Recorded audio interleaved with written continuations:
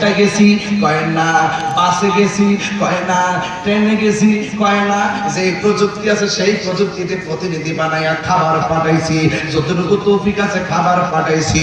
আর এই মুহূর্তে যদি ওই মুনাফিকের বাচ্চারা যদি আমার ইমাম হুসাইনের জন্য পানি বন্ধ করে দিত, রাত্র 11টার পরে মুরাদনগর করিমপুরের বাবারা হুসাইন হুসাইন সইনা সইনা যেইভাবে চোখের পানি ছলছল করতেছে, আলী আকবরের কথা সইনা যেইভাবে চোখের পানি ছলছল করতেছে, আলী আসগরের কথা সইনা যেইভাবে চোখের পানি ছলছল করতেছে, যদি এই মুহূর্তে কারবালা হইতো করিমপুরের সংসদ বেচ্চা বিমান দিয়ে উইরা যাইয়া নবী আল্লাহর মুখের মধ্যে পানি দিয়ে দিতা।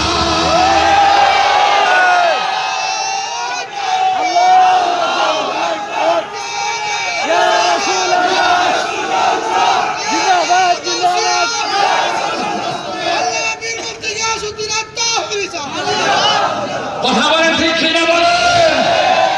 এই জন্য তোরা কেমনে পারলি নবীর আওলাদের গলায় ছুরি চালাইতি? যেই নবী আমার হাসানের ঠোঁটের মধ্যে চুমা দিছে, যেই নবী আমার হুসাইনের গলার মধ্যে চুমা দিছে। ইমাম হুসাইন শহর কেন আসতো?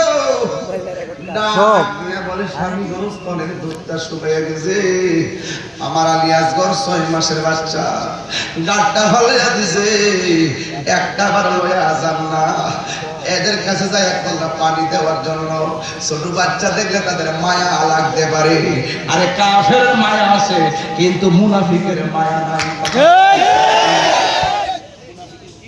মায়া নাই,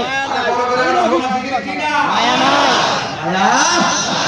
এই জন্য আমার মুনাফিক করিমপুর আছে না? আমি যে কথাগুলো বলতেছি অনেকের গাত্র দাহ হয়ে যাচ্ছে, আর প্রেমিক যারা তাদের কলিজাটা উজালা হয়ে গেছে। আমি কি দলিলের বাইরে কথা বলতেছি? তাহির পাতলা ওয়াজ করে না, শুধু বুঝাইতে চাই ইসলাম জিন্দা হতে হয় হর কারবালা के बाद। এই মুহূর্তে মুরাদনগরে কেউ যদি আমার নবীরে গালি দেয় তা প্লাস দিয়ে খুললে ভালো হবে।